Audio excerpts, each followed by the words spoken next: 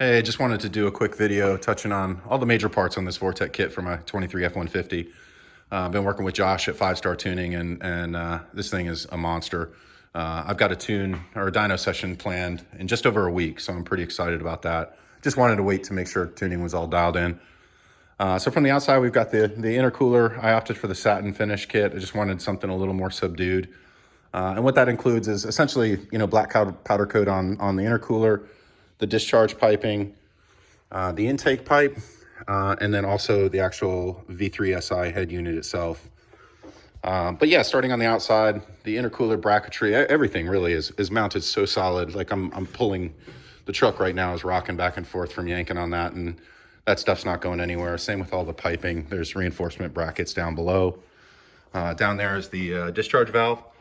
I started with the MaxFlow race blow-off valve, and the first, 20 minutes, it was pretty awesome, but after a little while on the street, it was just way overwhelming for me from a volume standpoint. And this is a lot more subdued.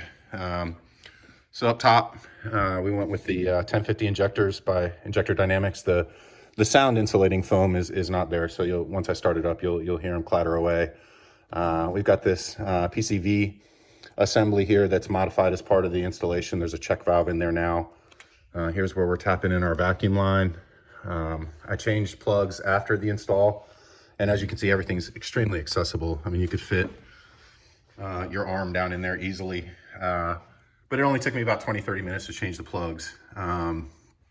So yeah, it's really easy to work on and maintain after everything's installed. You can see the bracketry here. There's 6 or 7 mount points, so this is not going anywhere anytime soon. And then we've got the intake piping coming up to the stock intake. Vortech says that it's compatible with I don't know how many, a number of cold air intakes. I didn't want to risk seeing what was compatible, so I just went with a green filter drop-in.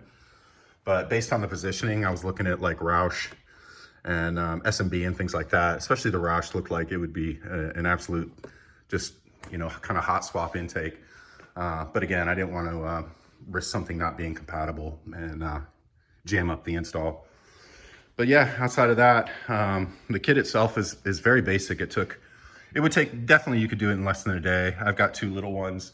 So with my helpers, it took a few days, but it was a fun install. Nothing's overly complex or challenging. I mean, the only kind of really tough thing to get to, unless you got like an itty bitty ratchet, I do have a little itty bitty baby ratchet, which helps tremendously, is the map sensor behind the intake manifold.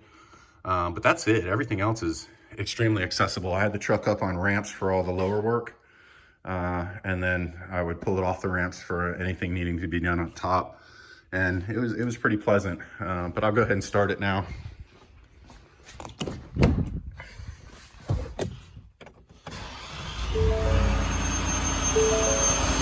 So it's still going to sound loud because we're in my shop, but this discharge valve is so much quieter than the race blow-off valve.